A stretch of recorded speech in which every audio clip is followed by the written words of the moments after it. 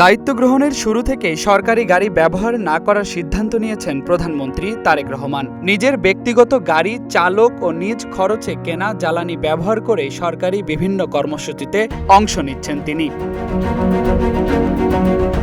গত 18 ফেব্রুয়ারি দায়িত্ব নেওয়ার পর প্রথম কর্মদিবসে সাভারের জাতীয় স্মৃতিসৌধ ও শেরেবাংলা নগরে নিজের টয়োটা গাড়িতে যান প্রধানমন্ত্রী। পরে একই গাড়িতে সচিবালয়ে যান।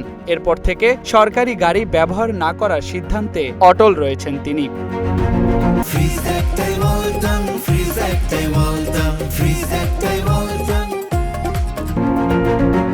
প্রধানমন্ত্রীর এই নীতি অনুসরণ করে সরকারি গাড়ি ব্যবহার থেকে বিরত রয়েছেন 5 প্রতিমন্ত্রী, 8 উপদেষ্টা ও 2 বিশেষ সহকারী। তারা সবাই নিজেদের ব্যক্তিগত গাড়িতে চলাচল করছেন বলে জানিয়েছেন সরকারি যানবাহন অধিদপ্তরের পরিবহন পুল।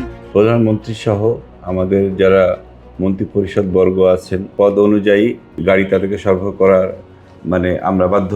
কিন্তু আমরা দেখেছি যে কিছু কিছু আমাদের মাননীয় প্রতিমন্ত্রী, কিছু মাননীয় উপদেষ্টা এবং কিছু সহকারী তারা তাদের যে প্রাপ্য গাড়িটা তারা নেই, তার তারা এটা ব্যবহার করছেন না।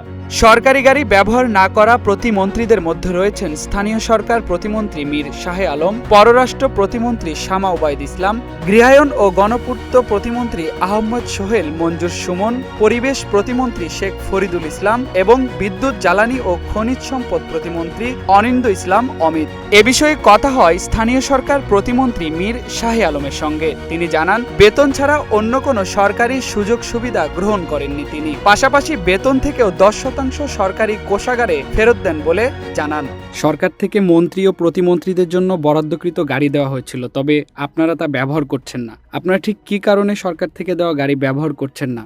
আমি সরকারি গাড়ি ব্যবহার না করে নিজের গাড়িটা ব্যবহার করছি আর কি। সরকারের যে সুবিধা, অন্যান্য সুবিধাগুলো আমি নেই না, শুধুমাত্র সরকারের যে বেতন বা সম্মানী ভাতাটা আমি গ্রহণ করি এবং সেখান থেকে 10% টাকা আমি আবার রাষ্ট্রীয় কোষাগারে ফেরত দিই। পরিবহন পুল অধিদপ্তরের দেওয়া তথ্যমতে সরকারি প্রতিটি গাড়ির পেছনে চালক, জ্বালানি ও অন্যান্য আনুষঙ্গিক খরচ বছরে প্রায় আনুমানিক 19 লাখ টাকা। সেই হিসেবে এসব গাড়ি ব্যবহার না করায় সরকারের উল্লেখযোগ্য অর্থ সাশ্রয়ের সুযোগ তৈরি হয়েছে। এদিকে প্রধানমন্ত্রীর নিরাপত্তা বহরও ছোট করা হয়েছে।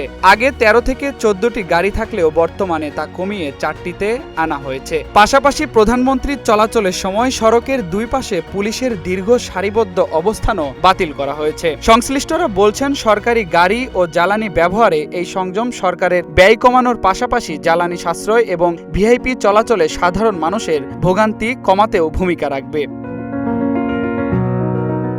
ফেরদৌস প্রামাণিক, দৈনিক ইত্তেফাক, ঢাকা।